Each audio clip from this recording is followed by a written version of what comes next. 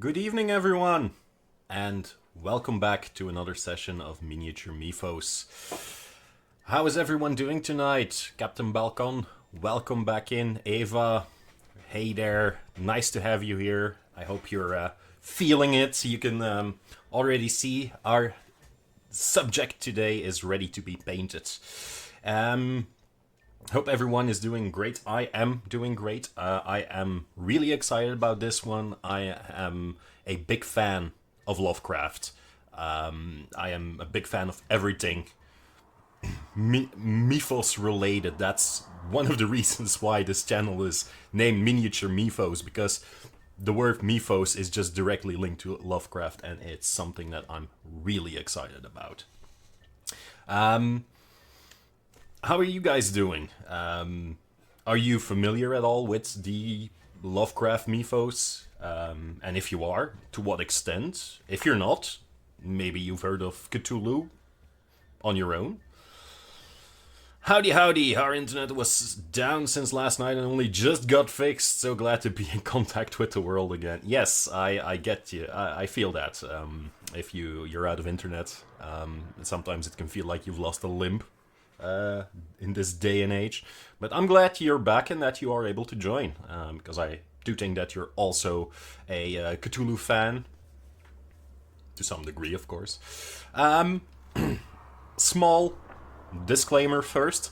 There's gonna be a bigger one later, but first a small one. This stream might actually trigger people with trypophobia. So the fear of small holes, a comb-like structure, stuff like that. I'm not showing this dude's backside yet, because it's full of like little holes. If that triggers you, I'm gonna warn you ahead of time, and I don't mind you turning it off, because I know some people have an irrational fear of that, trypophobia, and I'm not, Well, I am not familiar, but I like to listen to some lore while I draw commissions. Well, there's gonna be lore here. Hello there, Films Fell West. Welcome in, Custard Tire as well. Thank you for joining. I read a couple of Lovecraft stories in my teens, played some Call of Cthulhu tabletop games, and a ton of games and such inspired by the mythos. Yes. Well, that's gonna be mostly what I'm gonna be talking about, is how Lovecraft's work inspired everything, because that dude's everywhere without us actually really knowing about it.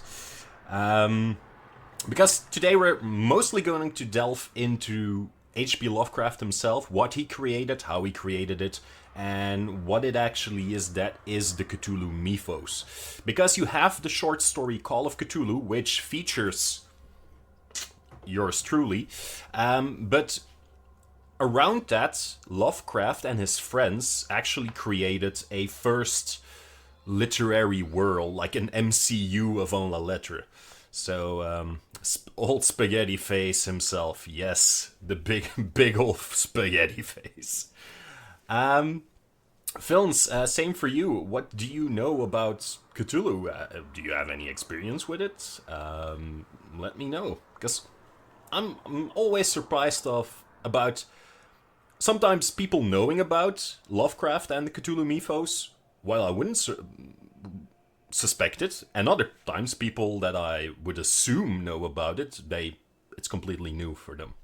This one looking particularly noodly in the visage. Yes, he does. This one is a very corpulent one as well. He's a chunky boy. That's also part of the appeal, I guess. Being a chunky boy. No, but today we'll be delving into the fascinating and often unsettling world of Howard Phillips Lovecraft. I'm obviously reading stuff from my notes. I'm sorry, I'm gonna put like a teleprompter here at some point. Mind you, do not delve too deep. Yeah, that's true. The dwarves dug too greedily and too deep. And they even leached something from the old world. That is in fact very Cthulhu, like Lovecraftian. Now that I think of it, Lovecraft and Tolkien were like alive at the same time. Huh, that's weird to think about. Well, anyway, sudden what? So Howard Phillips Lovecraft is the full name of H.P. Lovecraft. Most people just call him H.P. Lovecraft or Lovecraft for short. And he's an iconic and unfortunately tragic figure in the realm of horror literature. Like I said before, I am a huge fan of Lovecraft's work and the entire universe that he's created. He's not called Hit Points Lovecraft? No. Unfortunately not, because that would have saved his ass probably. I played Call of Cthulhu, South Park Cthulhu, once saw a movie called Dagon, and was inspired by Lovecraft lore. Dagon is a short story made by Lovecraft. The movie Dagon has nothing to do with the short story Dagon, however, which is unfortunate because, you know, the short story Dagon is way better than the movie Dagon ever was. I'm getting defensive because I care. No. There are, in fact, a lot of movies that are inspired by Lovecraft's lore, stories, and that are unfortunately only using the name of it because they can, because a lot of Lovecraft's work are in the public domain.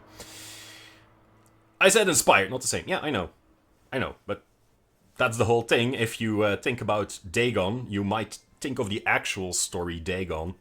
It's not, unfortunately. Alright, didn't the movie Dagon have influences from Innsmouth more? Yeah. The movie Dagon is more Shadow over Innsmouth than Dagon. Which, yes, true, those stories can be connected. And in later literary works, they were unofficially connected.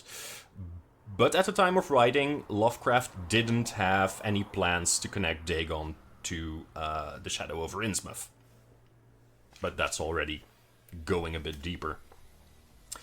No, I came into contact with the Cthulhu and the many references to the mythos throughout my childhood in various points of media, references, games, movies, all manner of things that reference something called Cthulhu or something that was always dark, brooding, multi-eyed, multi-tentacled, multi-whatever, cosmic horror in the grandest scheme. And that already piqued my interest, because those were the real large horrors to me. Like, you could have a werewolf, you could have a vampire. Those things were scary, yes, but there was something always bigger behind that, like the dark, unformed shadow looming in the back. And those were the things that were really frightening, like the big bad behind everything. Like, think Thanos in the MCU, like, for the first, 15 movies? He's like, oh, who the fuck is Thanos? And then he turns out to be, you know, a purple dude who is a very extreme climate activist. Okay. Very human goals. The fact with cosmic horror is that the moment that you see it, you're like, well, I can't understand shit from this. And the fact that I can't understand shit from this, and suddenly math doesn't work anymore around this thing that I'm seeing, I'm going crazy, but because the universe doesn't make any sense to me anymore. Great stuff. Imagine that happened in the MCU. Like, the first time they saw Thanos, like, physics was out the window, math didn't work anymore, people just went crazy, like they were in, like, a Doctor Strange movie dialed up to 11. Like, Dormammu from Doctor Strange could be cosmic horror. So, yeah. I'm currently also... I wonder if Lovecraft is a direct inspiration for Junji Ito? Probably. I'm gonna say Junji Ito has a lot of stories that feature cosmic forces or forces that can't be explained, that have no real reason to it. Yeah, I would say that is cosmic horror. It's cold, it's uncaring, it's just there, and we have to deal with it, and if we encounter it, we're probably gonna lose. So, yeah. No. So what I'm saying is that what attracts me the most to the work is the cosmic horror. Like, the idea that there's just an entire universe out there that is uncaring and to which we are just specks of dust. Historical fiction and non-fiction have always been very human-centrist. Everything we did, everything we do, everything we're gonna do is based from the human perspective. And Lovecraft has brought something utterly different, alien, indescribable by human standards to the table, and that is frightening because, yeah, maybe now you're like, well, who hasn't? But Lovecraft was considered to be one of the first, and that's what makes him like the granddaddy of cosmic horror. Granddaddy. It's kind of a bit of a...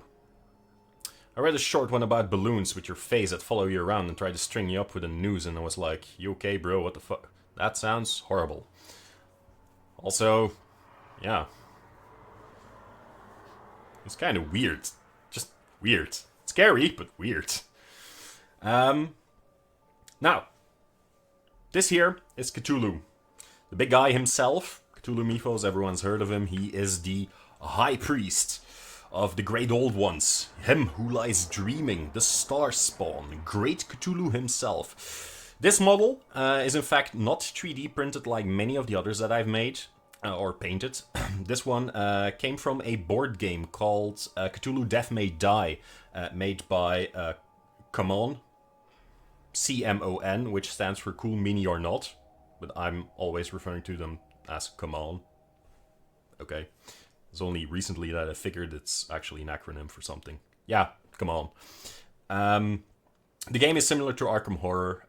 People know Arkham Horror a bit more, or like... wait, it's Arkham Horror, it's Eldritch Horror, and something else, like Mansion of Madness. Yeah, that's the one. So, while I'm painting this, I'm going to be talking about Lovecraft's life, his works, and all the kinds of monsters and things that these things are. So, without further ado, and pardon my eldritch. Funguli munglunaf Cthulhu relie waga nagel fetahen, which translates to, in his house at Relie, dead Cthulhu waits dreaming. That is not death which can eternal lie, and with strange eons, even death may die. Now, I'm going to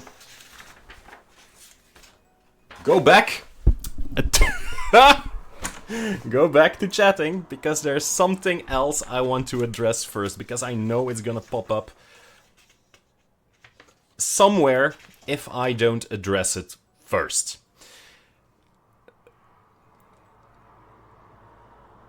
Lovecraft, H.P. Lovecraft, the writer, is a controversial figure. There are very controversial aspects to his life. I want to address them, so I can give you the opportunity to actually keep it in mind, be informed, and make up your own mind and opinion about it. The long and short of it, H.P. Lovecraft was a raging racist. Period.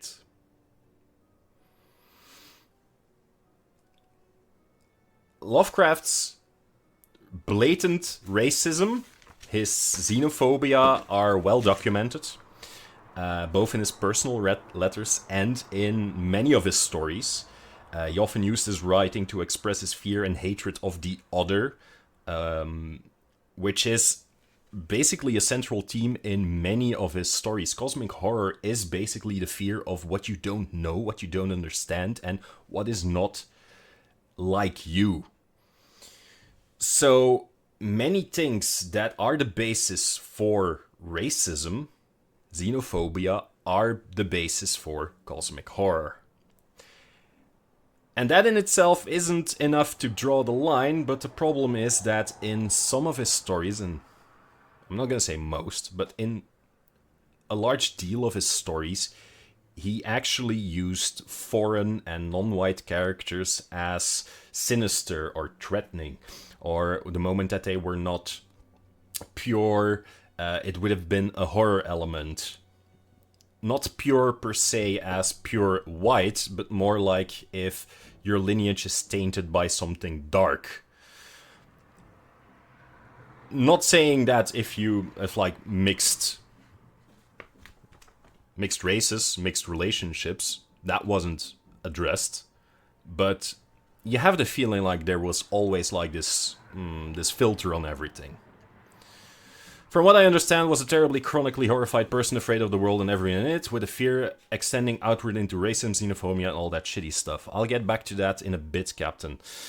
The prejudices that Lovecraft had weren't subtle or hidden. They were an integral part of his worldview and by extension his work. For example, some of his creatures are allegorical representations of his fear of miscegenation and immigration. Miscegenation, like I said, is the interbreeding between species, so to say.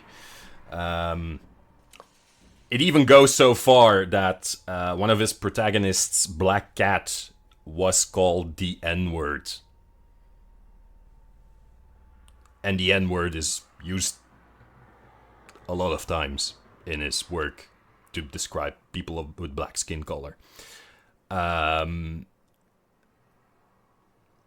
Yeah, this casts everything about it, casts a disturbing light on his stories, and it's a reality you have to deal with if you want to explore this universe. Then you get to the question, like, of how to separate the art from the artist. If it can or even should be separated, and that's a contentious one, and also a deeply personal one. Some argue that to ignore Lovecraft's racism is to sanitize his legacy and to perpetuate the harm he caused by writing the things that he wrote, because his works had a certain influence. Others maintain that we can appreciate his contributions to the genre and literature while still condemning his reprehensible beliefs. His personal context and historical context are often brought up to nuance his racism and bigotry to a certain extent. Again, this is the 1920s. In America, everyone was racist. So you could nuance it like that. Others also shift the focus, like Captain Balcom pointed out, that Lovecraft's sheltered upbringing had planted a deep-seated fear of anything that is remotely different or alien. And that his bigotry was born from ignorance. Of course, bigotry is mostly born of ignorance, and yeah, it's your own goal to outgrow that in life. And most people add that throughout his life, when he got away from Providence, Rhode Island, and he got into the world, got to New York City, he traveled around, and he gathered a lot of friends, a varied cast of people throughout his life, from different walks of life, different ethnicities, different religions. His racisms in his personal letters and his works seem to diminish and sometimes even completely vanish. So people argue that later in life, when he had the chance to go out in the world, he saw that there wasn't anything to fear, and he became less racist. So, wasn't he also married to a Jewish woman, even though he had opinions? Yes, he was also an anti-Semite, but he married a Jewish woman. Which, you know, he was fed lies, he was fed ignorance, and when he encountered those people, he realized they are just people. Then again, he did write those things that he wrote, he said those things that he said, and he hurt a lot of people along the way. It is a debate that is very much alive in the literary community and in the Lovecraft fandom. Some fans choose to just focus on the elements of cosmic horror and existential dread in his work, while others confront his bigotry head-on, using it as a lens to critique and reinterpret many of his stories. Like I said, some people say that, well, because he's a racist, everything that is pointed at as being dark, black magic, exotic, is always racist, or it's a stand-in for racism. Okay, you can put everything there. That is true. You can make a case for everything, and that's why it's such a contentious matter. Some authors and creators also use Lovecraftian mythos to highlight and combat racial inequalities and other social issues, because they are so prominent in them. They want to turn the bad things for good. And they turn Lovecraft's own tools against bigotry that pervaded his work. For example, in the novel and show Lovecraft Country. Lovecraft Country is a book about black people in the 1920s who experience Lovecraftian situations, and they are a fan of Lovecraft. So it is, the world turned upside down, because according to many scholars, those are the people that Lovecraft would think of as lesser. And yeah, it's being turned upside down. So again, there is no easy answer here, and it's a conversation that continues to evolve. It's an issue that I find myself shifting my stance on from time to time as well. As I grow older, as I learn more stuff, I'm saying like, okay, I can let it go, I can't let it go, this is bad, this is, I can nuance this. I have been shifting about it a lot of times. I listen to a lot of podcasts about Lovecraft as well, and this is an issue that's always being brought up. And it's necessary, because everyone has an opinion about it, and every opinion matters in this conversation if you still want to enjoy Lovecraft's work at some point. It's an uncomfortable truth, but it's there. I want you to keep that in mind as we venture further into the life and times of Lovecraft. However, I would now like to wrap a bow around it and focus more on his life and his work as is. Most of what I'm about to talk about won't even hint at anything racist or bigoted, because, well, I'm not gonna literally cover text from his works or his personal letters. I'm just gonna give general outlook, general summary of his works. So I'm not gonna confront anything like that or come across anything like that. But whatever your opinion is, now that you know this, now that maybe after getting to know more of Lovecraft, if you want to discuss it, if you want to talk about it, go ahead. You can do it in the Discord. You can do it here. I don't mind that. Just be respectful to everyone's opinion about it, because there is no right or wrong answer. Unless you start, denying that he's racist. He is racist. Just what we choose to do with it is up to us, and that is something that is up for debate. But don't deny that he's racist, because he is. Simple that. Now, if you... where am I typing? I should be typing here. If you want to discuss it further, just head on down to the Discord and knock yourself out.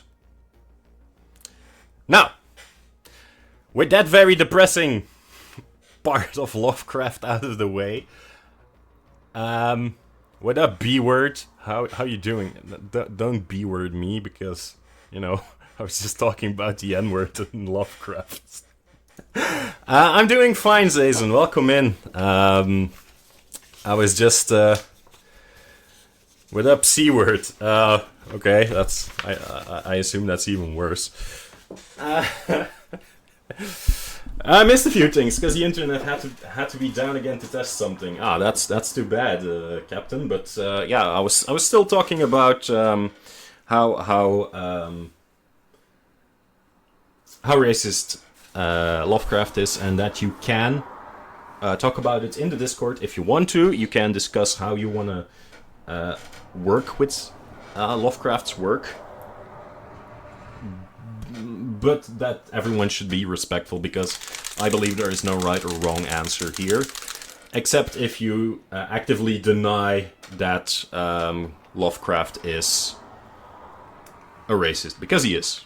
That's something that I won't deny. But I also can't deny that I still love his work despite all that, and that I really feel sorry for the man, like I am going to describe in a bit. Yes, if you like to have the link to my Discord, to my... if you like to have the Discord link, it's exclamation mark Discord. If you want the link to YouTube, it's exclamation mark YouTube. And if you want the link to my Instagram, it's exclamation mark social. So... Oh, what's the link to the Discord? Or it's social. Yeah, it should be social, but I think you have to wait a couple seconds. No, it's not socials. I only have one social. Huh, it broken, probably. There you go. Captain Balkan, I'm just quickly gonna read your stuff. Last thing I was typing was, I figure he has a lot of bigoted people could have turned out differently and changed if he'd taken steps to broaden his world. And he might have been on the right path near the end, but of course nothing of that is to excuse any of the nasty stuff. Just, yeah, definitely word it always, to always acknowledge it. Yeah, that's basically what it boils down to. He is a tragic figure. Like I'm going to discuss, there is just, you know, a lot going on in his life. But first of all, we're going to start with painting Cthulhu. Like I said, he's the high priest of the old gods. And because he's such a big figure, I'm first going to do some speed paint on him. And then I'm going to add detail as we go on. So first I'm going to add all the green bits, because Cthulhu is a large green fellow, as we all know.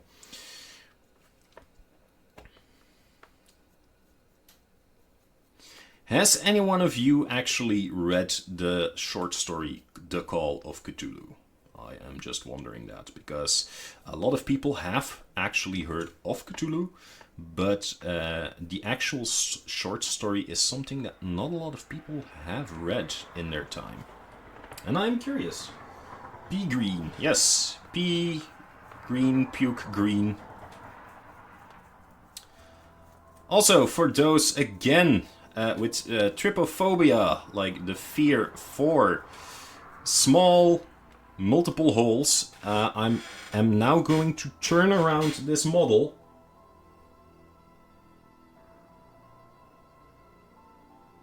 I used the Cthulhu model instead of a great old one. Okay. This is his backside. You're warned.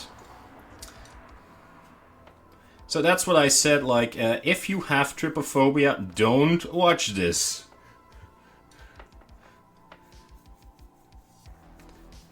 Now, there's a reason why he is very barnacly. First of all, he's part squid. And second of all, he has lain on the ocean floor for untold eons sleeping. You tend to, you know, build up a nice layer of crustaceous goodness. I assume. I have never done it, but I assume that he did.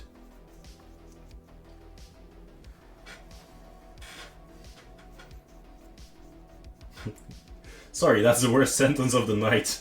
What is? Be sure to get that silver color between a sizable crack. Yes. The Crack of Cthulhu. It's the same acronym.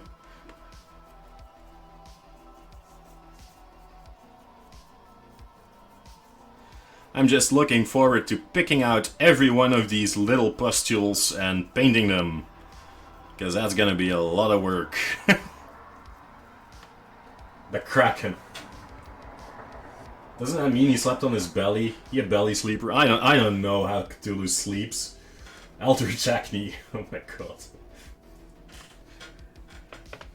Yes. I really like this model. Like there's various iterations of how Cthulhu looks. We only have the basest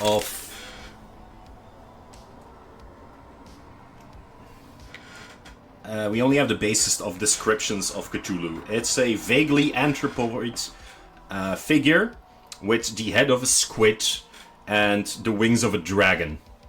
That's it. That is the description that we have of Cthulhu. So yeah, that leaves a lot of interpretation to what he actually is. Vaguely anthropoid means he looks vaguely humanoid. Well, this looks vaguely humanoid. Face of a squid. Yes, true. Check. It's right there. And wings of a dragon. Yeah, okay. Yep. Well, that checks out. But a lot of people have different interpretations of how Cthulhu looks. And if you just go out there, there is heaps of art depicting Cthulhu in all manner of ways. And they're all great. Cthulhu is never not threatening. Unless, of course, you... I don't know. If someone ever played the indie game Cthulhu Saves the World, there he's kind of cute. Pretty clear to me, to be honest. Human squid dragon. Yeah. I want to read it, but not allowed to, because my keeper says it will spoil the Call of Cthulhu game. Oh, that's too bad. That is too bad.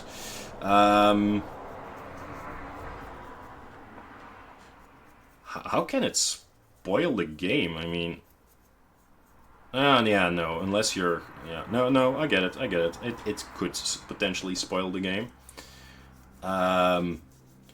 Then I'd say that the moment that I go over the short summary of the Call of Cthulhu story later in the stream, that you should cover your ears. Yeah, I like how this looks. Basically, for people who know Warhammer, I'm gonna paint this one like it's a Nurgle miniature. A great unclean one, which is incidentally also a reference to Cthulhu. Like great unclean one, great old one, stuff like that. You can tell I don't mind. I don't mind to be spoiled, and I'm weaponized against my keeper, and he can't kill me like that. You're still gonna get killed, because if Cthulhu is in your game and you see Cthulhu in the H.P. Lovecraft's Call of Cthulhu game, you'll go crazy. There's like, yeah, nothing to save you from that sanity throw. Spoilers. Hence why I used one instant of a great unclean one, since the old model sucked big ass. Yeah, true.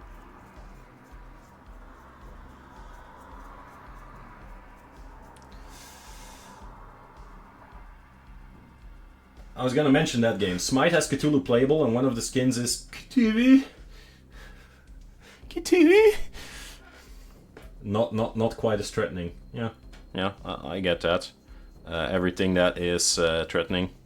Like, I was looking to generate an image to use on the Instagram post to announce this, and because I wasn't there last week, and I used to... Oh yeah, Cthulhu needs 5 more minutes. I was actually planning on letting Midjourney generate an image of Chibi Cthulhu that was running out of his house with a piece of toast in his mouth, like he's in an anime or something. I made some eldritch abominations with Midjourney because of that, but nothing quite what I wanted, so yeah. Also, he looks like he's covered in snot right now. Now, for some more information, the life of H.P. Lovecraft. Howard Phillips Lovecraft was born in 1890. So yeah, that is a very long time ago. In Providence, Rhode Island in the USA. Lovecraft was introduced to the macabre at a very early age. His grandfather, with the best name ever, Whipple Van Buren Phillips. Van Buren, it's a very Dutch name, would entertain young Lovecraft with gothic horror stories, unwittingly sowing the seeds that would become Lovecraft's own twisted literary universe. Lovecraft, from a very young age, was also a big fan of the works of Edgar Allan Poe and Lord Dunsany, which are both great historical horror writers as well. Poets, horror writers, yeah, they've made both stories and poems. I love the brushy ASMR. Okay. 100 years before you. Yeah, indeed. Exactly 100 years before I was born, Lovecraft was born. Man, that puts things in perspective. Hope I'm gonna outlive him, because otherwise I don't have a lot of time left.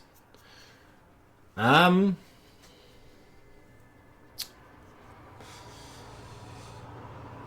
thing is, he lived with his mother, together with his mother, with his grandfather, because his father died very early on in his life of something.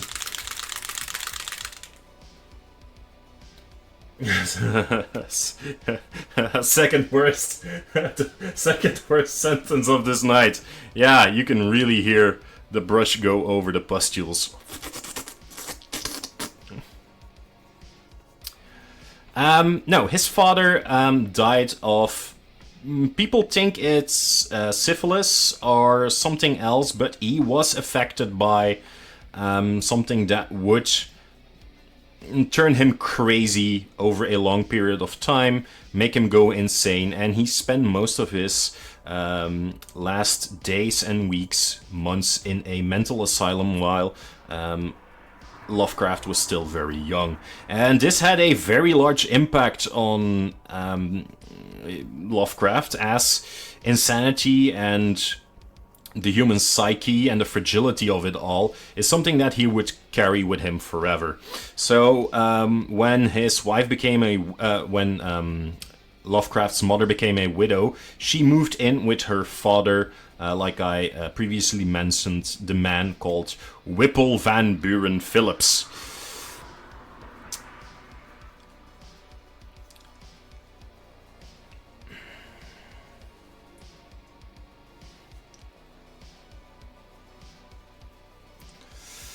Now, not long after that, his mother turned ill as well, and she too became hysterical. And in the end, she passed away, leaving Lovecraft alone. Because by that time, his grandfather had also passed, his dad was gone, his mother was gone, and he only had his two aunts to care for him. Now, personally, I couldn't find anything about it, but his two aunts, his two spinster aunts, that lived together. Were they actually sisters? I don't know. Were they roommates? I don't know. But we'll get back to that possibility later in this story. There, he's almost finished. He just needs green. Whipple Van Buren. Yes, indeed. Now, so the loss of his parents to mental illness and his own struggle with numerous health issues had a profound impact on Lovecraft, and that would be completely reflected in his work with themes of loss, isolation, existential dread echoing throughout. Like, you don't have to go far to see that a lot of the things that he wrote are basically autobiographical. And yeah, they give you greater insight into the man. That's why some people take also his bigotry so serious, because he implanted a lot of himself into his works. Sounds like a Thursday night to me. Okay. All that misery. Great. Now, H.P. Lovecraft's contribution to modern horror literature is virtually unparalleled. Often credited as the progenitor of cosmic horror, Lovecraft introduced readers to the chilling concept of human beings being insignificant in the grand cosmic scheme. Like I said before, historic works were always, oh yeah, a person does this, a person does that. Even traditional myths and stories about gods were always going about their interactions with humans. Gods were, if you think about Zeus or Odin or stuff, they were very human-like. They were the worst of humanity, in fact. So it was still all understandable. Except that his stories did something new. They feature unknowable, ancient beings from beyond the stars that are not recognizable by human standards at all. They also feature and highlight the futility of man's struggle against indomitable forces of nature and cosmic scale, and our pursuit of knowledge, and the fact that, and our hubris, that we think that we have found so much knowledge already that we are on top of creation. While, truthfully, we know nothing. We have only barely lit a candle in the darkness that is as vast as the universe. And that is something that we should fear, according to Lovecraft, and according to the stories that he will put forth. Very cheery fellow. Just gonna let it dry for a bit. Which is why Lovecraftian team have also found their spot in climate change literature. We should, to be honest. What?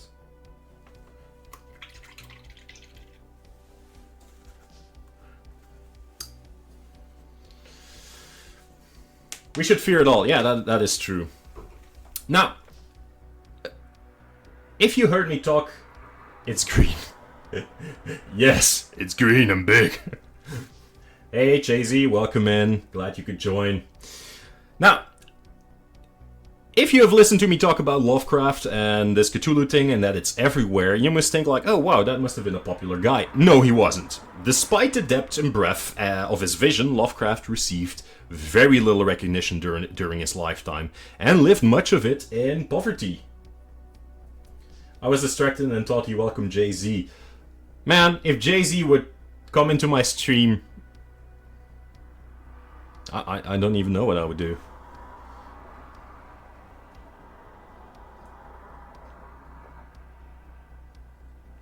I am the cool version of Jay-Z.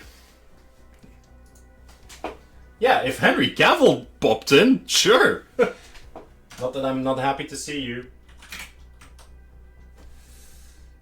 Dark Jay-Z. There. Let's see if this works. Well. What a coinkydink.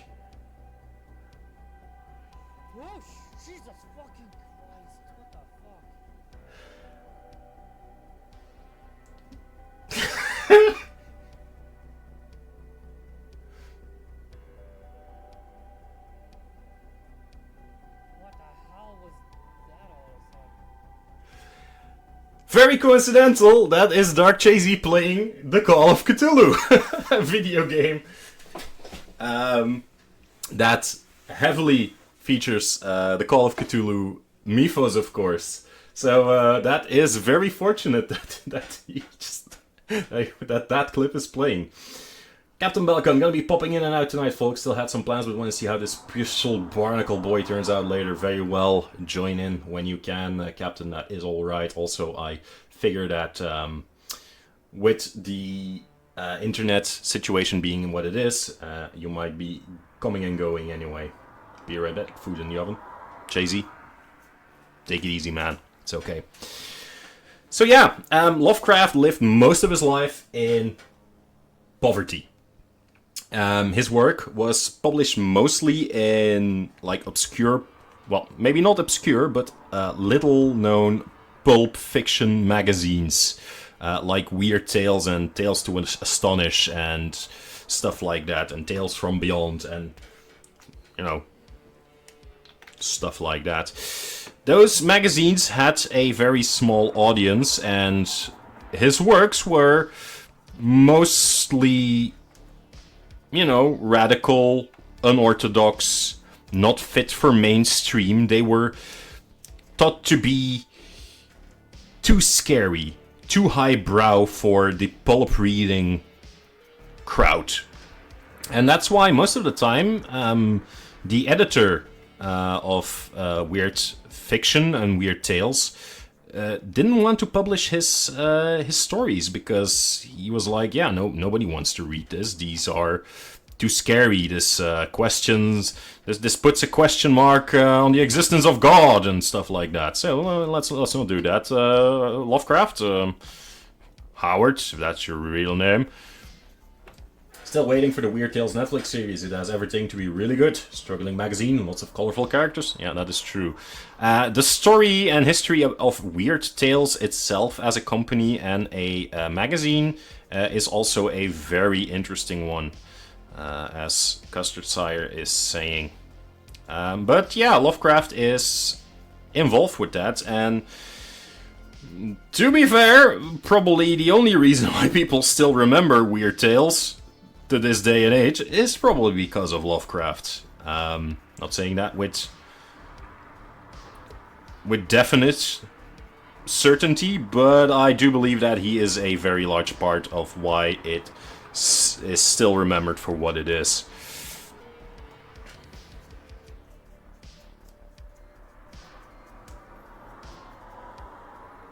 Yeah, this looks good.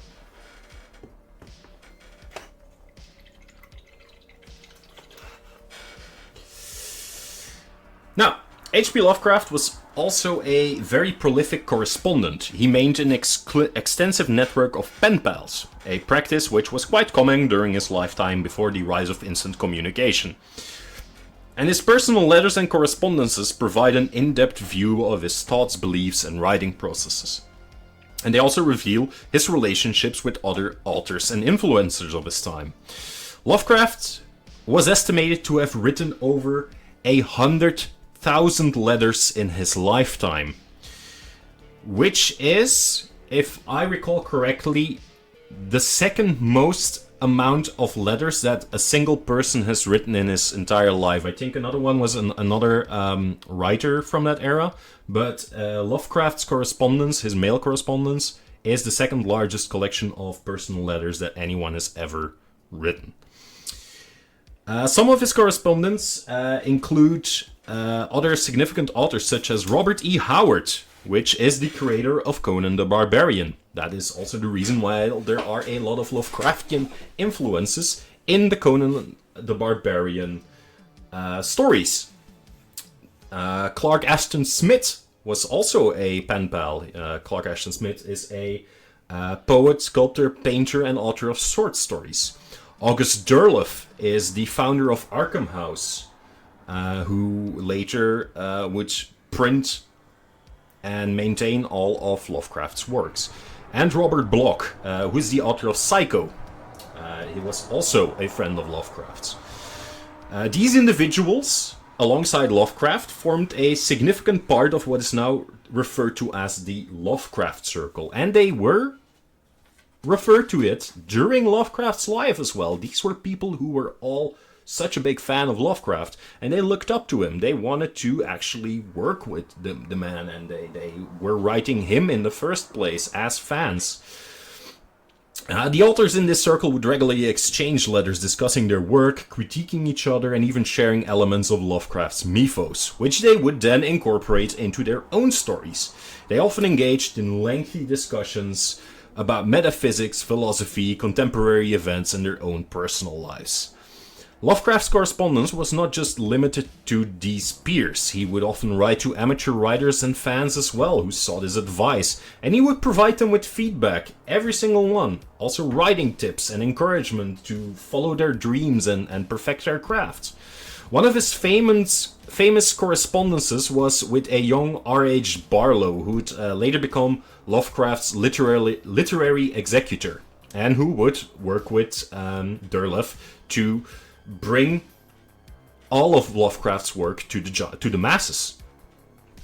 Many of Lovecraft's letters were also posthumously published in collections, providing an invaluable resource for Lovecraft scholars and enthusiasts. They offer, like I said, a window into his unique worldview, his writing process, and the relationship that influenced his work. His letters are considered almost as significant as his published work in understanding who Lovecraft the man was and why he made all these things. Now, H.P. Lovecraft died on March 15 in 1937. If you've been paying attention, he was relatively young at that point. He was only 46 years old at the time of his death. Now, you could say, well, it's 100 years ago, people died younger back then. No. But that was still very young. Lovecraft's health had been generally poor for a very long time. He was always, weak of constitution, and he was often very sick. He was considered to be pale, skinny, like I said, weak. And his health had been deteriorating before his death for several years. And in early 1937, he was diagnosed with cancer of the small intestine. That's a very painful and nearly untreatable disease at that point in time. Even now, it's horrible. I mean, cancer is horrible. I don't have to tell you all that. However, it was not the cancer that killed him. It was malnutrition. Because of the painful cancer that he had, he just stopped eating. In his letters, he often said that he could subsist for days on just a couple of crackers with cheese. And okay, if you're a healthy young man, you might be able to do that. But if you're a 46-year-old man with cancer, I think you need something a bit more substantial to actually get all the energy you need. So in the end, he basically starved to death. Not helped by the fact that he just couldn't buy his food. He couldn't buy much of anything. He barely got paid for his work during his life. A bit like Van Gogh. He died in poverty because nobody wanted to buy his work, or very little people wanted to buy his work. And if he did ghostwrite for people, which he did a lot of the time, he wasn't, pursuing payment that much, because he was like, yeah, but those people might not have the money at the moment, and they have difficulties, so I'm not gonna ask them for the money that I'm owed. And in that, he made himself even more poor than he already was. So yeah, it wasn't a great situation. Now, he died, and he got a grave back in Providence, Rhode Island. A large headstone with a bust with his face on. Of course, it's a bust that has your face on. That's the definition of a bust. And it bears the epitaph, "I am Providence." A line taken from one of his many personal letters, because he loved New England. He loved the area that he grew up in, where he spent most of his youth. And he always, wherever he always was thinking back at the place called home. which is Providence, Rhode Island.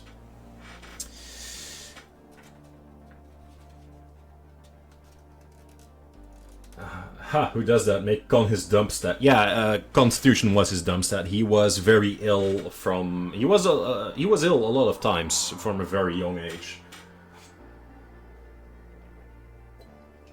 So just quickly taking a sip of water. It was only posthumously that Lovecraft's genius was widely recognized, and today he's considered one of the most influential horror writers of the 20th century. His stories, with their unique blend of existential dread, atmospheric detail, and cryptic lore, have inspired countless authors, filmmakers, game designers, and miniature painters. So, yeah, it's a very tragic figure because he was raised sheltered. He was afraid. He was afraid of a lot of things in his life, and life wasn't fair to him in a lot of ways as well. He was a bitter man to some, and a very good friend to others. A very complex figure that is now reviled by some people because of his beliefs, but at the time we figured that he had a very strong circle of friends, which is, you know, a given. And a lot of those friends later said that if they had known about Lovecraft's condition, which apparently had kept secret from a lot of them, they would have helped him. They would have loaned him money, they would have given him the money, they would have sent for a doctor to get him a treatment for his intestinal cancer, and he might have lived. But the sad truth is that, yeah, that didn't happen, and he passed away in obscurity. Now I'll be depressed because of that. Nah. It's just sad. Because it sounds like an expensive headstone. It's not a very expensive headstone. I might post a picture of it in the Discord later. Of the headstone. So don't worry, we'll check it out. I want to make his tentacles a bit fleshy. Like, I started with the greenish thing here. I want to do a bit more fleshy stuff. Also, you might see it, or might not see it, but, like, he has multiple eyes. Focus. Focus button. Go! Has multiple eyes, and you have, like, this little skull here on the front. Like... Also pustules. Sorry. I know I'm horrible.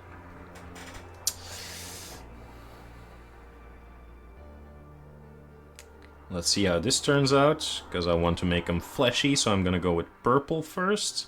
And then we're gonna make them lighter later.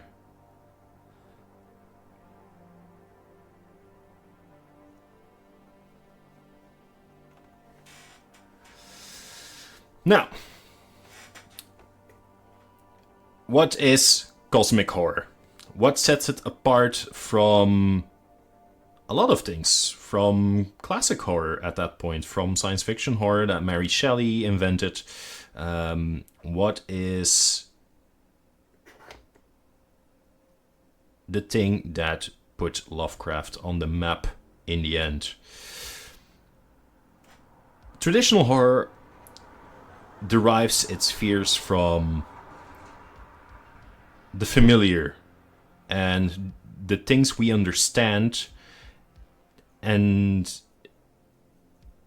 when it's turned to something monstrous, like a ghost is someone, a man, a woman, a human that comes back because there is still unfinished business. There is some human aspect that is still unfinished before the spiritual can move on. A vampire is lust, bloodlust, malice turned up to the extreme. A werewolf is also the deepest bestial part of a human being brought to the front. A curse, something that is always under the surface, but that civilized people keep under wraps as much as possible. So there's always, again, that human-centric aspect to monsters. There is monsters in lore that spawn because humans have done an evil deed. There is monsters that come forth, that are attracted by certain aspects of human behavior. And cosmic horror does away with that. Cosmic horror says, no, there is nothing human about it. There's nothing earthly to understand about this horror. These things can't be defeated. These things can be defeated. They can be banished. They can be fought, or they can't even be understood to a degree. Cosmic horror shatters the comfort zone of traditional horror. It presents us with the notion of the universe as a vast, uncaring, and incomprehensible place, filled with ancient, powerful entities beyond our understanding. This isn't horror based on a bump in the night or a shadow in the corner, but rather the existential dread of our utter insignificance in the face of the cosmos. We are less than specks of dust to ancient alien entities who inhabit Lovecraft's world. And that's where the real horror lies, in our powerlessness, our ignorance, and our irrelevance. Much of this worldview is, like you might have guessed, influenced by Lovecraft's own beliefs. He was a noted atheist and held a rather cynical view of humanity and its place in the universe. His lack of belief in a traditional benevolent deity or an ordered universe is reflected in the way he populates his cosmos with indifferent and often malevolent entities. His characters often stumble upon terrible secrets that they were never meant to know, their sanity shattering under the weight of some of these revelations about the truth. And in Lovecraft's universe, knowledge doesn't lead to power or salvation, but rather to despair and madness. So, as I'm painting this, remember that this is supposed to shatter your conventional beliefs of what is possible.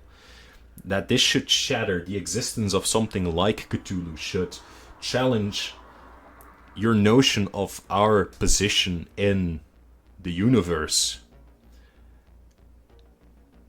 And that is part of what makes it compelling and endlessly fascinating. Right now, in this day and age, something that just looks like Cthulhu isn't frightening in the least. Because we've all seen Cthulhu at a certain point in many of its iterations.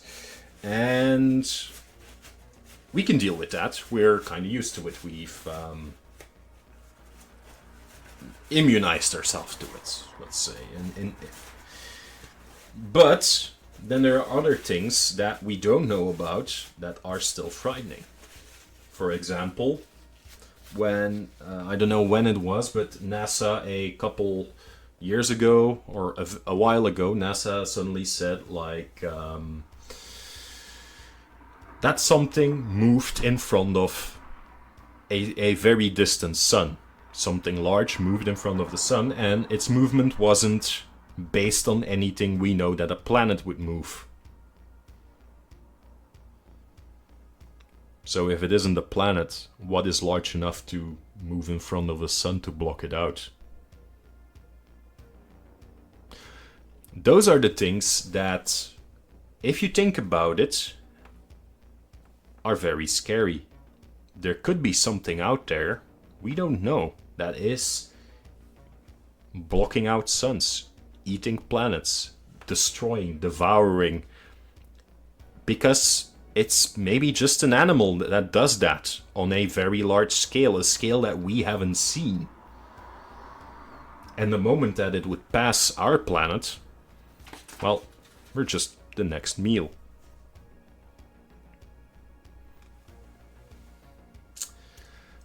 that idea, that notion that something could come by to our planet and casually destroy it or us without even caring what we are after all of human history has built up to this point, that we are so insignificant that something doesn't even recognize us as being an intelligent life form. That is scary.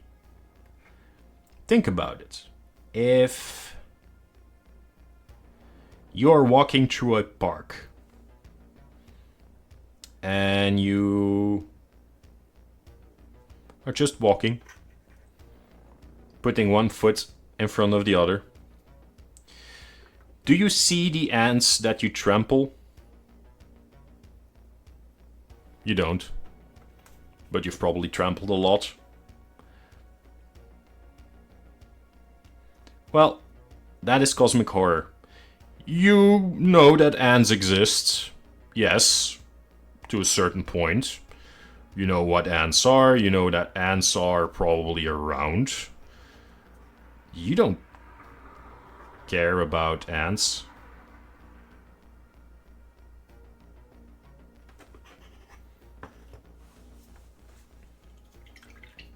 If you destroy ants, it's not because you wanted to destroy them, it's because you simply walked through an anthill and completely demolished their entire life. You don't know that. You didn't care to do it. But for those ants, their entire life, their world has collapsed, quite literally. And they have to rebuild, if they can rebuild. If you kill the queen, well, it's gone.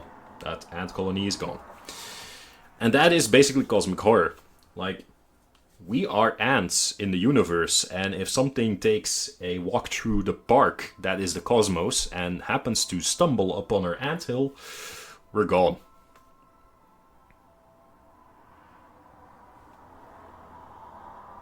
I myself find that very fascinating and very humbling.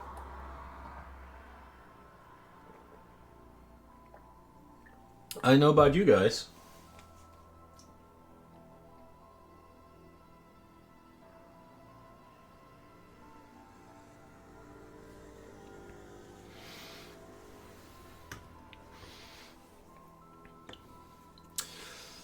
In the meantime, I'm going to continue on with his skin. See what I can do with it. Pum pum pum.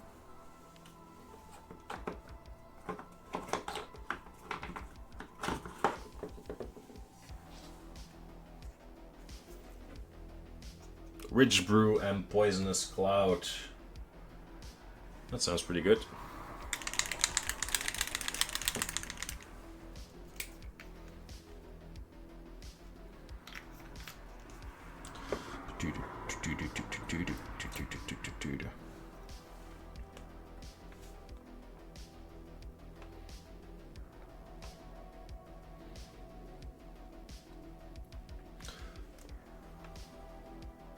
I'd say it's scary, but not the kind of scary that keeps me awake. Fair. There's a lot of scarier things to lie awake from.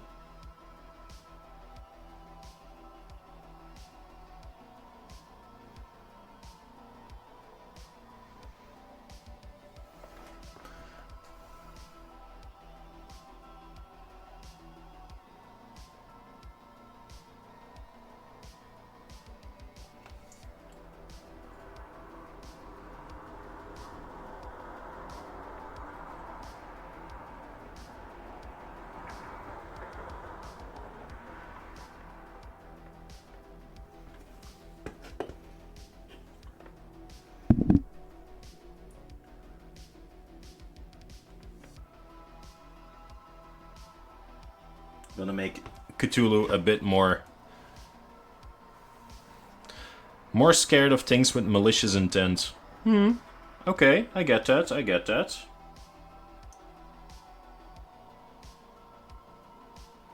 Like something that wants to hurt you because it wants to hurt you.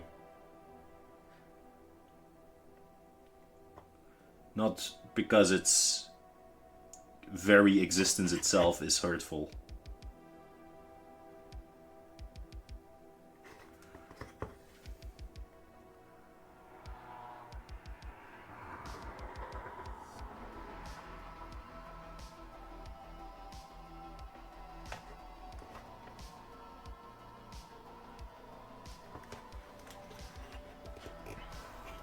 I get that, I get that.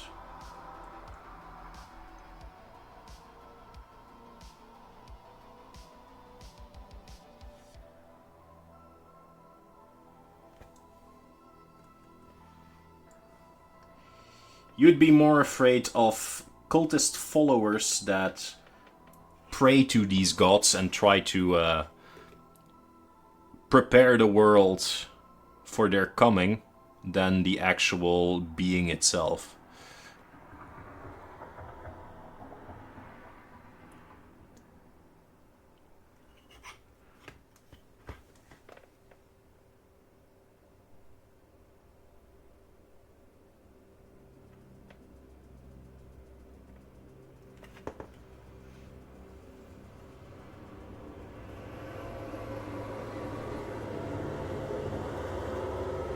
There's a lot of detail in this model. I'm trying to pick out all the detail.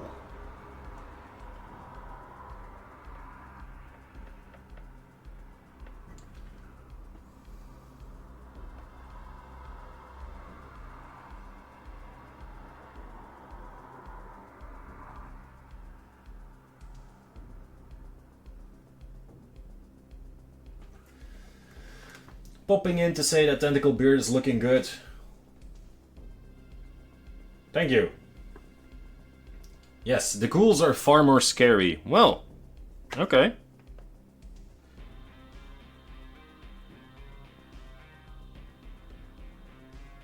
I get that.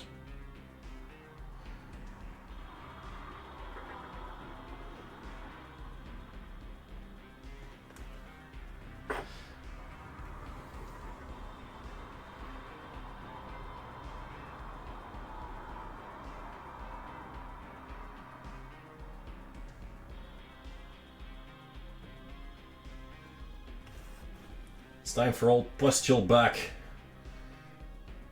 Like the ones that took Archie Perkins. Yes, the face-eating ghouls.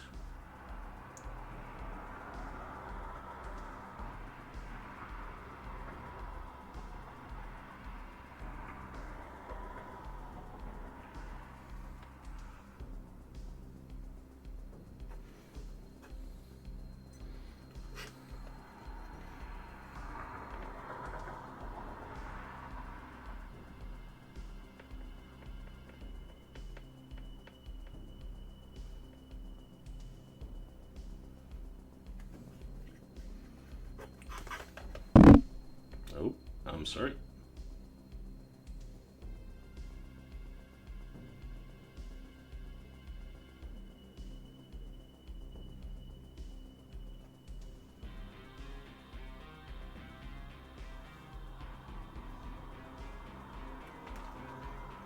Poor Archie Perkins. Not the one from our one-on-one. Yeah, the one from our one-on-one was a different kind of ghoul, but still a ghoul. For those who don't know, ghouls are also vaguely humanoid creatures with many dog-like evolved features that eat dead things that feed on corpses, human corpses mostly. They live in underground empires, and they have far greater knowledge of everything eldritch than we do. It is claimed that under many cities a vast tunnel network of ghouls is situated, and they live there, spying on us humans.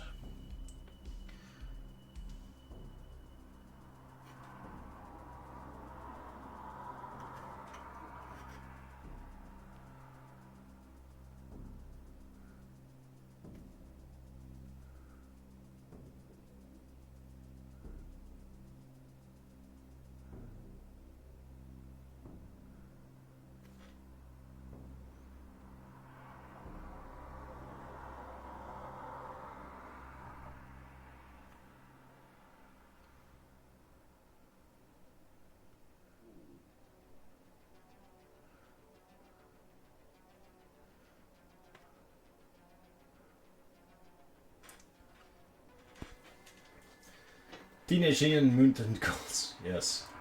Unfortunately, these are mostly not teenagers, and yeah, they're also, yeah, they are mutants, I'd say, to a certain extent.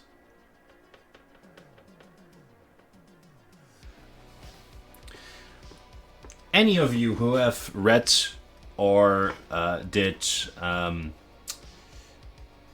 audiobooks on Lovecraft, what were your favorite stories?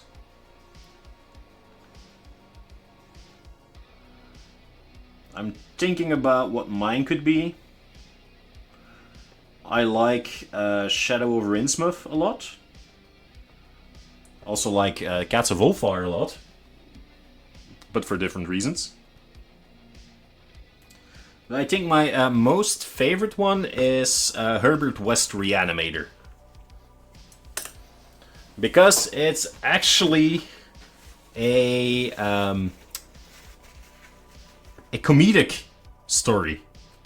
It's Lovecraft tried to do something funny, and he moderately succeeded at it. So yeah, if you ever have the chance to read Herbert West Reanimator, read it with the notion that H.P. Lovecraft tried to write a funny story. Makes it all the better.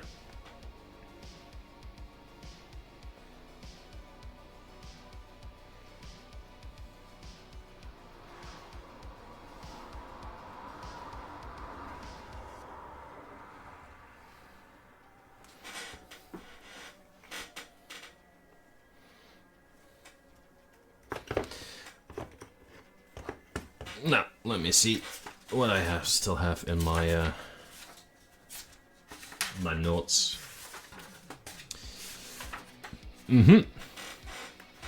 Lovecraft's writing style. Pigment's model and color out of space. Oh yeah. I get that. Because of the implementations in Cabinet of Curiosities and the movie Color Out of Space, of because you really like the stories in themselves. Because those stories had very good adaptations lately in popular media. I like how his little wing is like an actual hand. It's disturbing.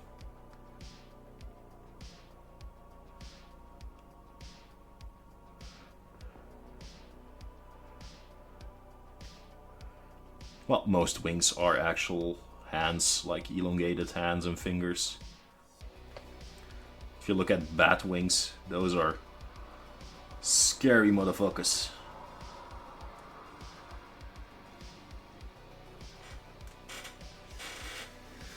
Both adaptations and stories. Okay.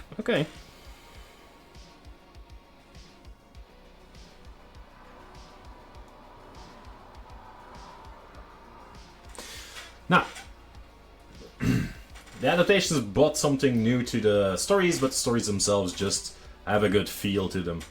Yeah, I get that. They really feel like they have something to tell, that there is something going for it.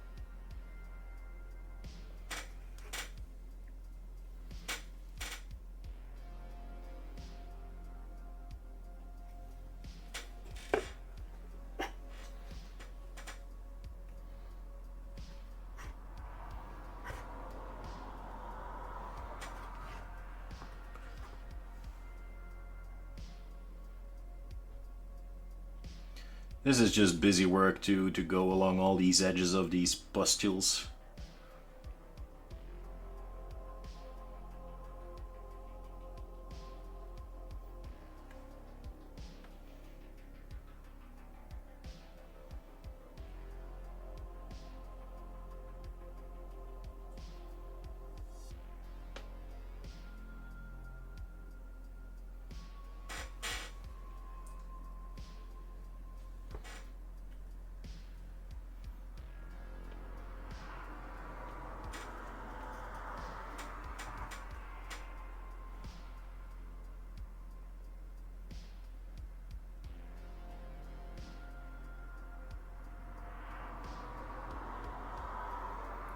I also see that my paint is still wet here. Like, that's the problem with this humid warm weather, is that my paint doesn't dry for shit. It should normally be dry in like 10 minutes tops. Now it's still gooey. Now, very fitting for Cthulhu. I'm not discussing that part, but yeah. Not easy to paint over then.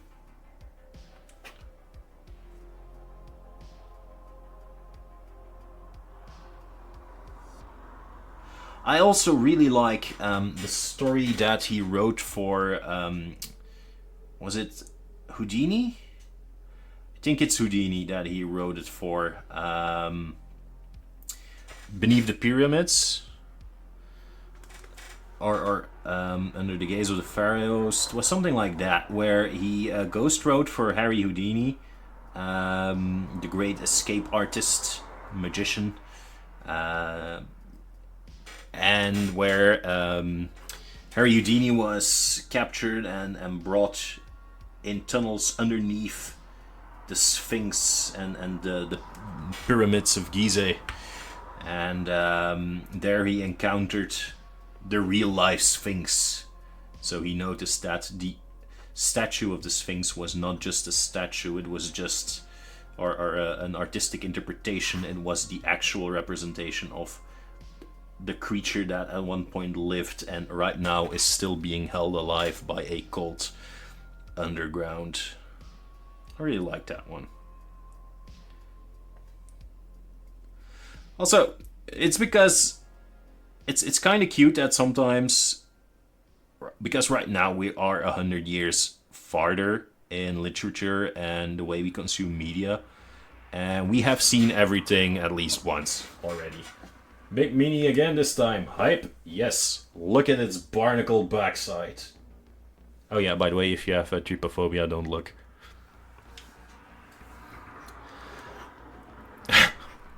Should have said that first, I know. But yeah, I really like those, and the problem is that his reveal is always quite comical, because his reveals are predictable, let's say, and it's not because, oh, this is lamely written. It's because we've already seen everything. Like, we are used to M. Night Shyamalan, whatever his name is. I can't pronounce his name, I'm sorry, whoever you are. Like, we have seen every great twist there is to be made in the book already. So sometimes the twist that Lovecraft put in his story,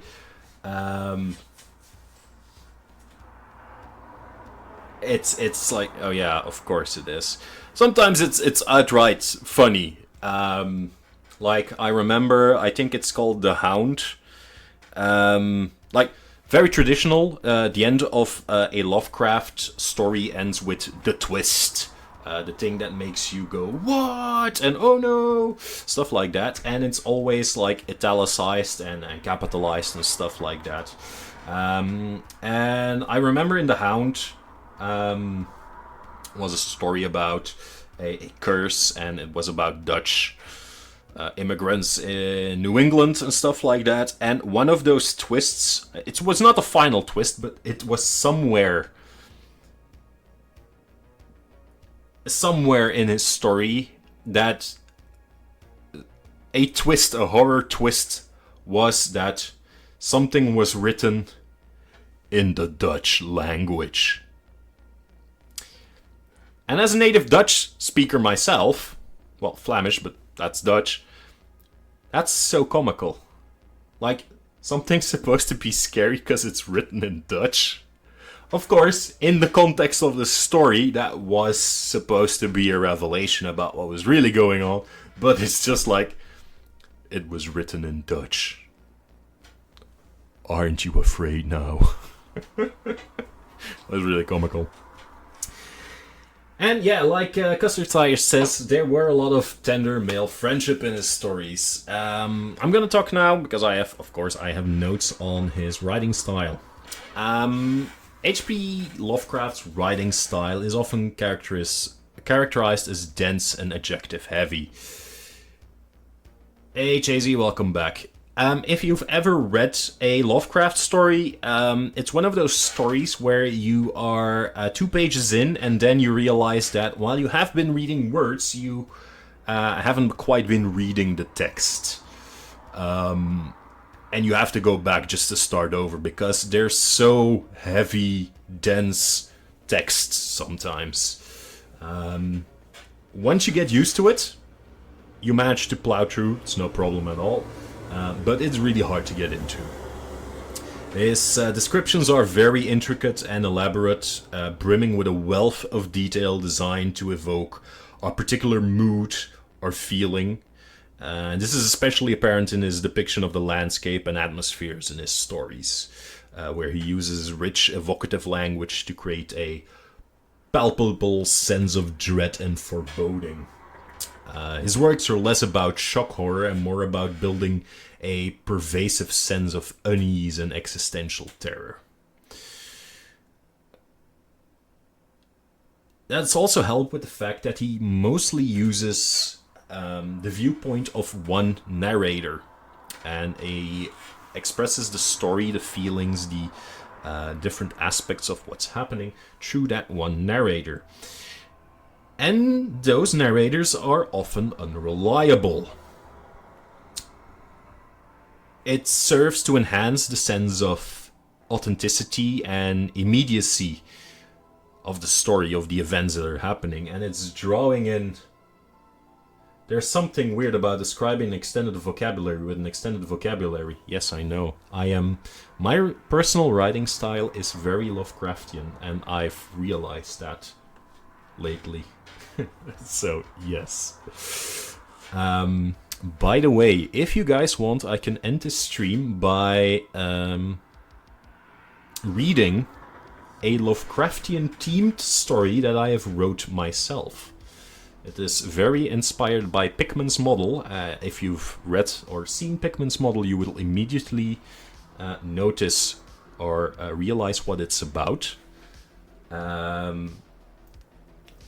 But it's something that I wrote myself. Because it's really easy to actually emulate Lovecraft's writing style. And everything I'm gonna say here about his writing style, you'll immediately recognize in the story that I'm gonna narrate then.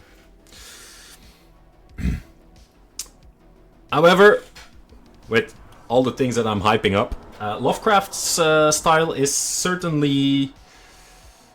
While it's certainly distinctive and atmospheric, it's not without its criticisms.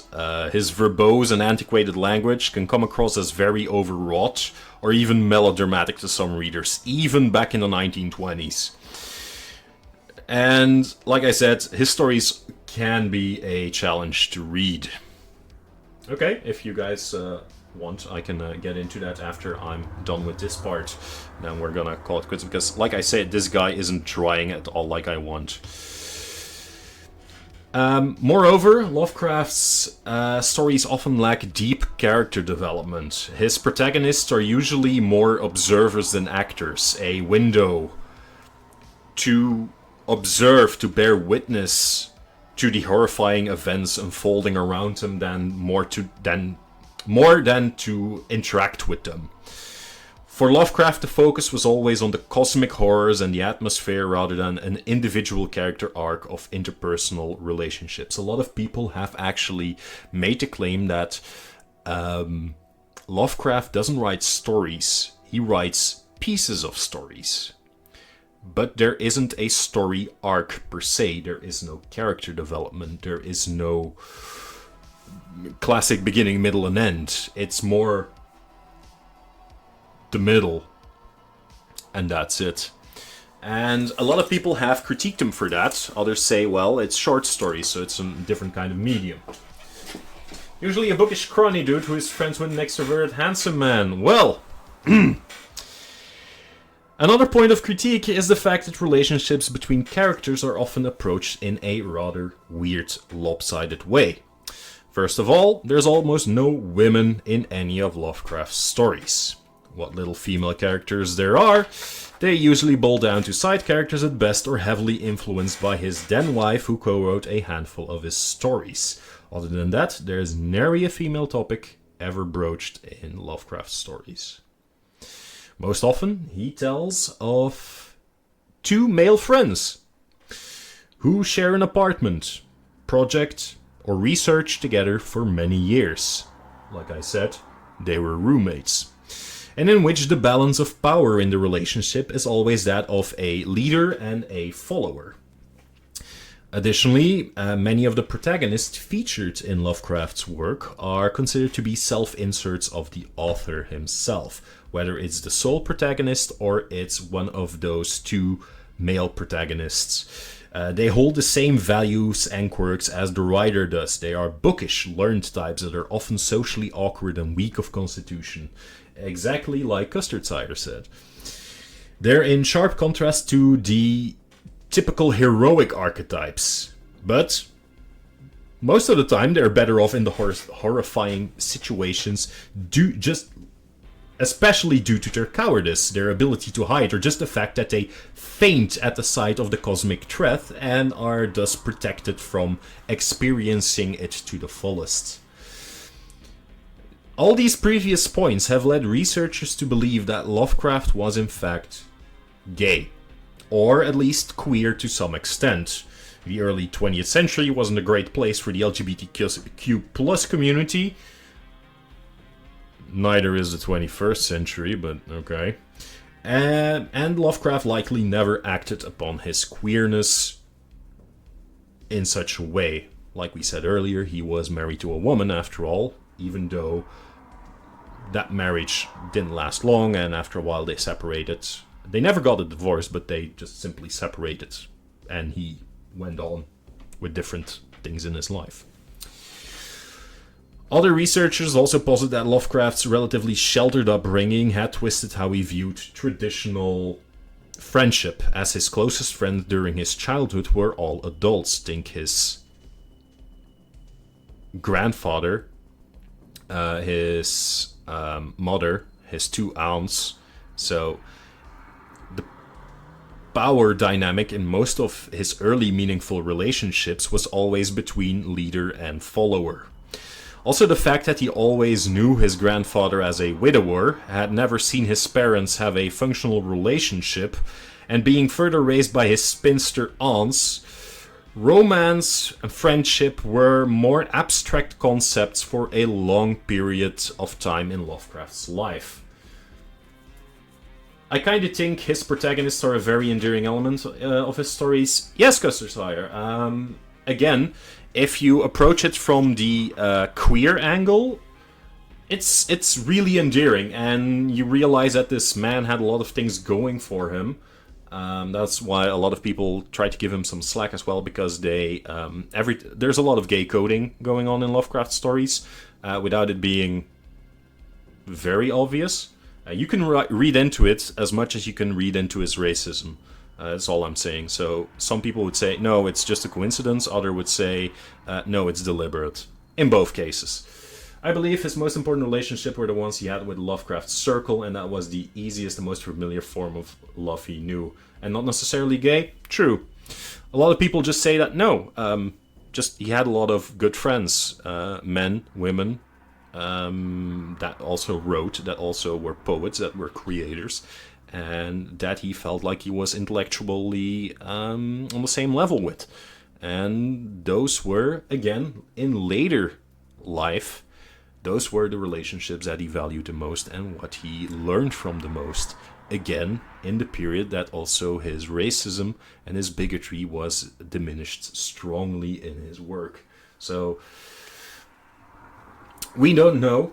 Again, his personal letters have a lot of insight, and he made some remarks that could, back up the fact that he could be gay.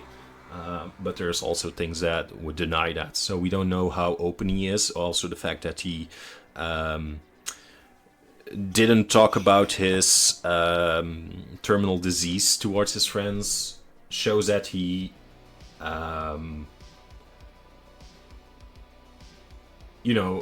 shows that he was capable of holding back information, personal information about himself from his friends. So maybe the fact that he was queer was one of those things. We don't know. But also, he has visited a lot of his male friends, his pen pals, during many of his travels through the US. People also say that might be because he was enacting on his queerness. But we don't know because, of course, the moment that he's there, he doesn't write any letters to them, and he doesn't say anything about his travels after that. Now, yet, despite all the criticisms, the good, the bad, Lovecraft's influence on the horror genre remains undeniable, and his unique writing style, his approach to horror, and his creation of a shared mythos have all left a lasting impact. So whether we're entranced by his ornate descriptions or frustrated by his esoteric language, Lovecraft's work continued to fascinate, to horrify, and inspire. Now, it's worth noting just how far his influence extends in popular culture. Lovecraft's cosmic horrors have crept into countless novels, movies, video games, and tabletop RPGs, leaving an indelible mark on the horror genre. In literature, perhaps one of Lovecraft's most well-known admirers is none other than Stephen King. The master of modern horror has often cited Lovecraft as a major influence on his work. From the cosmic horror of It, the clown, what's his name? God damn it, I would say it 100,000 times. Pennyworth? No. What's the clown's name? In It? Yeah, the one I mean. The creepy clown from It. Pennywise! That's the one, Pennyworth.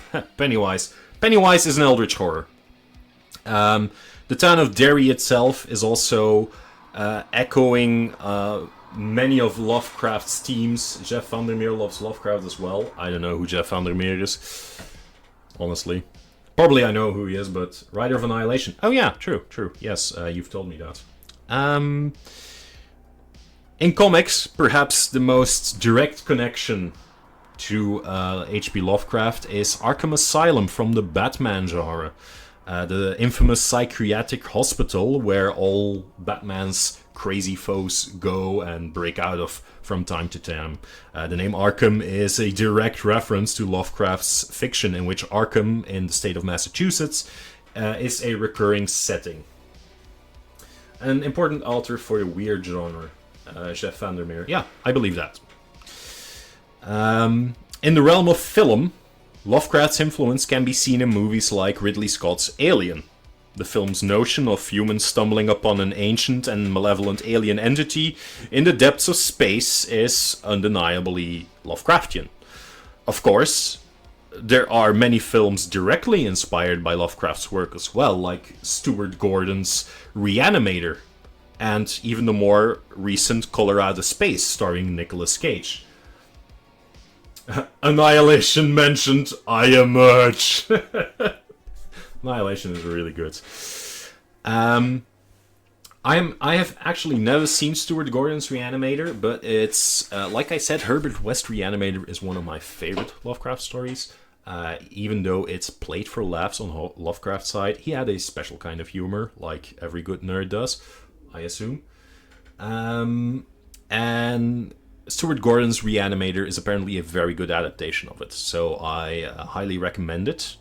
I'm gonna see it myself first, of course, but it got like critical acclaim back in the day. It's a mid-80s movie, so like 1985. I also know that the H.P. Lovecraft Historical Society is a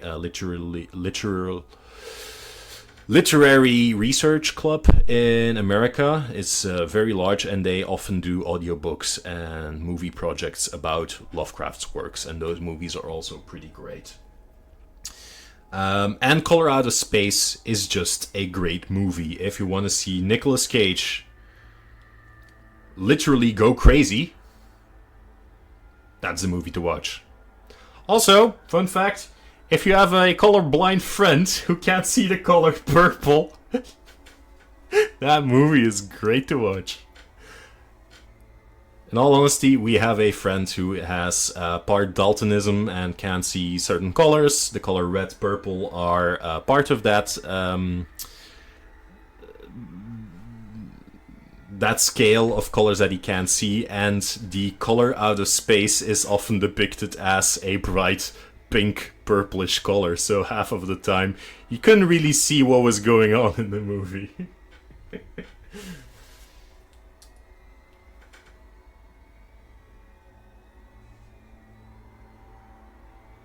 In terms of the whole reality distorted in ways that should not be theme in literature, I've ordered myself a copy of House of Leaves and never heard that.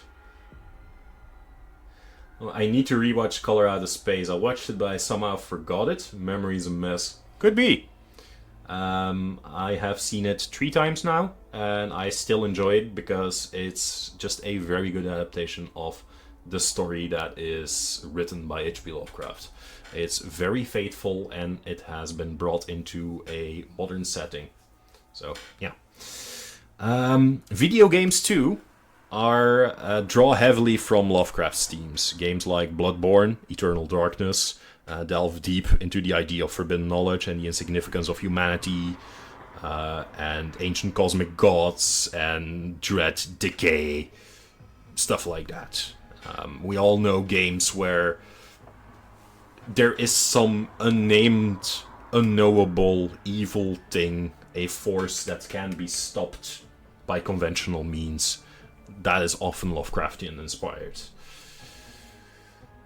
To inform our streaming overlord, House of Leaves purports to be a monograph critiquing a documentary film while simultaneously narrating the events of the film, in which a family discovers a seemingly endless labyrinth in their house. Shit sounds fucked up. Damn. That's already 3 levels deep. It's a book critiquing a documentary film, narrating the film. Damn. Okay, I'm really interested now. I'm gonna look that up later. Thanks for the It does whack stuff with the medium of book. Okay, thanks, Captain, for the reference. I'm gonna check it out later. To finish off the influence of Lovecraft on pop culture, we also have tabletop games. Like I said, this miniature comes from a board game. You have games like Arkham Horror and Eldritch Horror.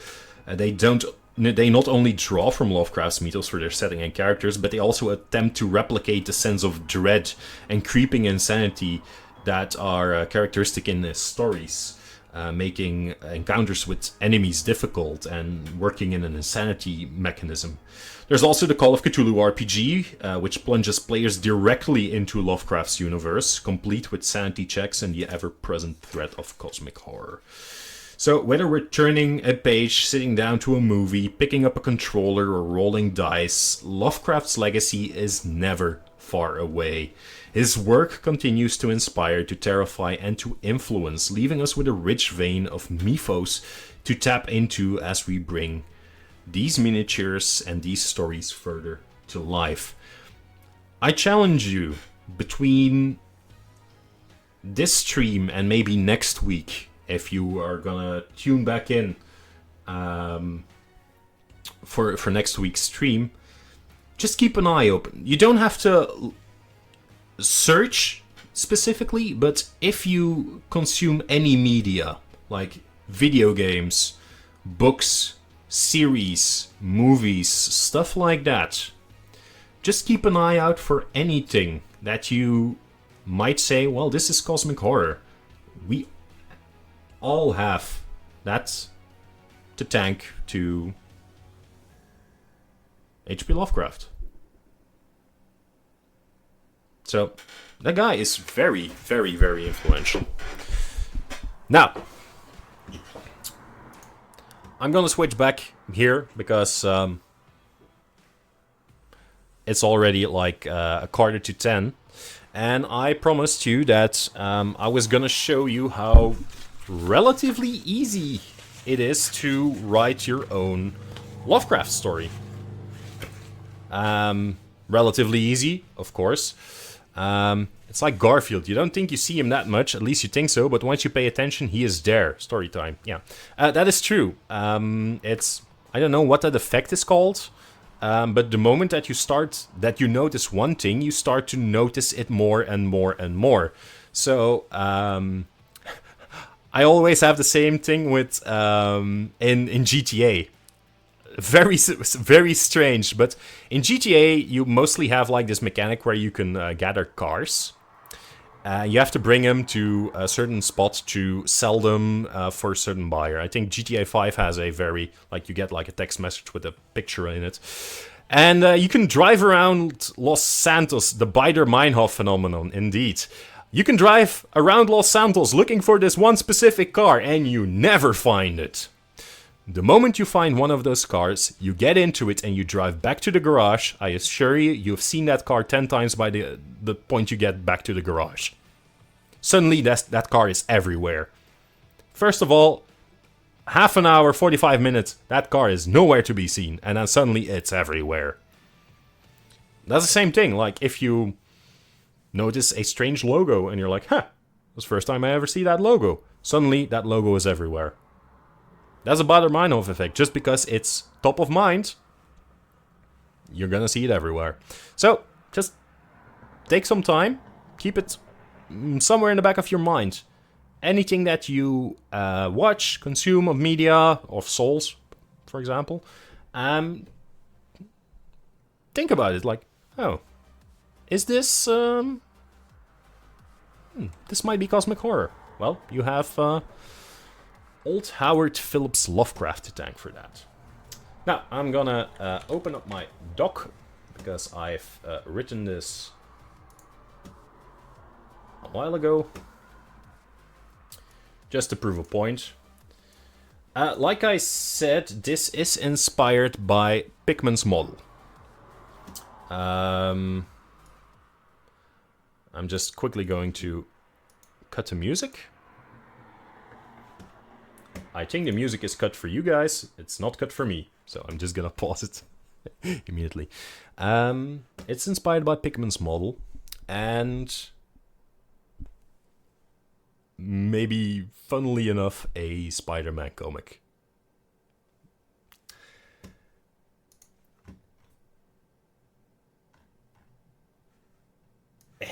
Just give me a second. Just gonna open this here. I don't know how I'm calling it. It's called Short Story in the Style of Pickman's Model. In the maze of the weird and the macabre, I had carved my own corner. The thrill of horror fiction held me in its iron grip, and my reverence for the master of this craft, Nathaniel Draxler, knew no bounds. Draxler, a whiz at conjuring the most ghastly of creatures and special effects for the moving pictures, held a place of honor in my art. But now, Draxler has retired, his chilling creations relegated to the annals of cinematic history. His machinations are all but forgotten to the cinematic crowd, but for a handful of true amateurs. One effect stood out above the rest in my mind. A beast of unfathomable horror birthed from Draxler's magnum opus, The Pit of the Abyss. The creature was a nightmarish blend of man and beast, a chilling testament to the grotesque. Its horrifying visage was seared into my mind, an immortal symbol of Drexler's genius. Fortune arranged for us to meet at a horror convention in Providence. We discovered a shared love for the bizarre and the grotesque. We found a common thread in our fondness for the eerie, forming a peculiar camaraderie. Time rolled on, and Drexler, the mysterious recluse, seemed to take a fancy to my youthful enthusiasm.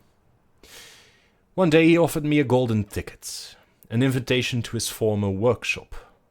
The thought of standing where Drexler had birthed his horrors was too tantalizing to refuse. With a fluttering heart and wide-eyed curiosity, I accepted, blissfully oblivious to the chilling encounter that awaited me. Entering the workshop, my initial reaction was one of stark disappointment. The room, once Drexler's crucible of creation, now seemed mundane.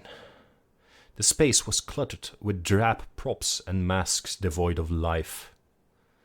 "Ah, my dear boy," Drexler said, sensing my disappointment. His thin lips curved into a wry smile, his eyes glittering with a knowing look. "This workshop has seen better days indeed, but don't judge a book by its cover.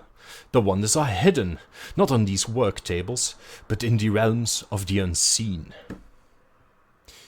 He then shuffled over to an old oak cabinet, its once polished surface now layered with dust. With a theatrical flourish, he swung open its creaky doors, revealing a book bound in faded, worn leather. "Meet my most trusted confidant, my partner in creation," he announced, holding out the manuscript. I could see his fingers, wrinkled and stained from decades of craftsmanship, tracing the edges of the manuscript reverently. "This," he began, "is not merely a collection of sketches and symbols. It is a gateway, my boy, a bridge to the realm where my creatures were born." His gaze met mine, a gleam of madness flickering in his eyes. "These are not mere props you see around, my boy. These are material remnants of my transcendent reality, my mind palace, the reality I've been part of, the reality I brought to life from the cryptic inspirations hidden within the pages of this ancient manuscript." I watched as he gestured towards the room. His words, laced with manic intensity, echoed around the musty workshop. Despite my initial disappointment, I could feel a cold shiver creeping up my spine. Unseen wonders indeed. Little did I know how terrifying those wonders would turn out to be.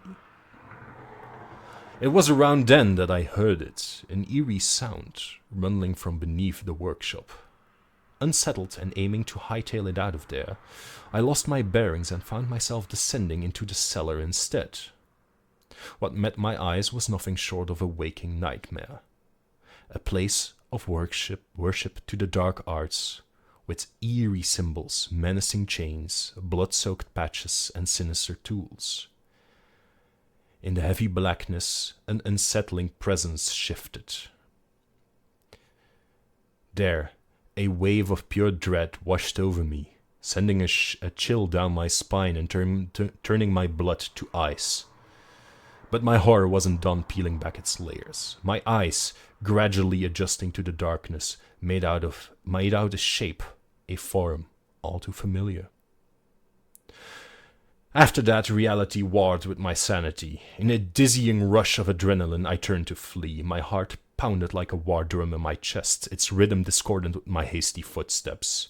The chilling darkness of the cellar seemed to stretch into an eternal abyss as I fumbled my way towards the staircase, my mind a whirlpool of terror. Each step I took was a desperate leap in the dark, my hands blindly clawing at the damp stone walls for support. Behind me I could hear the guttural growl, an horrifying echo that spurred my flight. The very air in the cellar seemed to have grown thicker, my panicked breaths coming out in ragged gasps. Somehow I found the staircase, my trembling hands clinging onto the railing as if it were my lifeline. I clambered up, the splintering wood digging into my palms, every echoing creak drowned out by the pounding in my ears. The cellar door was in sight now, a beacon in the relentless dark. With a final surge of desperate energy, I threw it open, stumbling into the dim light of the workshop.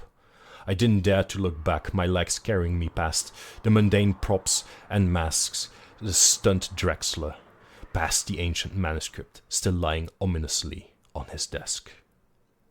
In what felt like an eternity, I burst out into the cold night air, the door of the workshop slamming shut behind me. My heart was a wild beast in my chest. My breaths labored as I staggered away from the workshop, away from the living nightmare that Drexler had hidden beneath it. Shaking and fearing for my life, I turned to the police.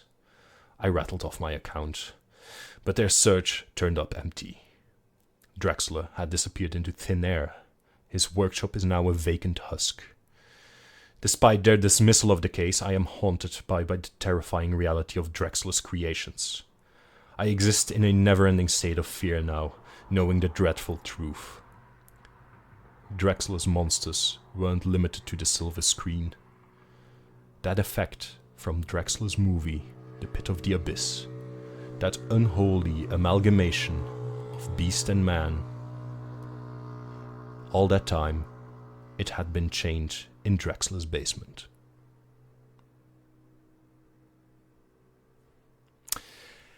This is not a Lovecraft story, but it could have been. It checks all the boxes. It is very similar to Pickman's Model, if people ever read Pickman's Model. But yeah, this is basically how... I'm bringing music back. This is basically how most of the Lovecraft stories would go. Like, you have a narrator who establishes some things. You have the friendship between two men who share a passion. One of them is a very outgoing, very successful person. The other one is kind of to the side and is following the other one into this passion. And yeah, in the end, it's... stuff happens. And he never reveals what is happening in the middle of the story. I could have easily said, like, oh yeah, then he sees the beast from the pit in the abyss right there. No. You stop right there, you tell how he flees, and only in the end, you come back to what the actual twist of the story was. That is very Lovecraftian. And that's the whole thing. Like, I'm sure that most of you knew from, if not the start, then at least halfway through the story, what was actually chained in the basement. But that's not how Lovecraft works, because when Lovecraft wrote those stories, those kind of twists weren't really used that much. And the build-up was very tense, because people was like, what's in there? What's happening? What did he see? And they kept going through the story just to see the twist ending. So yeah, I'm gonna call it quits. After that, I hope you guys enjoyed the story. I hope you guys enjoyed all the information about Lovecraft. And yeah, next week we're gonna come back to Cthulhu here. And I'm going to talk more about the actual monsters, the actual mythos, what it's about, how the cosmology works, who are the elder things, who are the old gods, who are the outer gods, who are the great old ones, because they all sound like the same kind of titles, but they're all very different creatures. I'm also going to talk about what the Call of Cthulhu is about. I'm going to talk about what the Whisper in Darkness is about, the Cats of Ulfar, Mountains of Madness, and I think I have another one. I'm just going to quickly see here in my notes. So, the Whisper in Darkness, the Dunwich Horror, of course. Like, most of these probably sound familiar to you. The Color Out of Space, Shadow over Innsmouth, Mountain of Madness. I'm gonna go in some detail about what these stories are about and talk about them. Maybe something to close off. I've talked to friends of mine because I was telling them that, hey, I might actually read some Lovecraft-related story. Turned out to be my own story, but whatever. I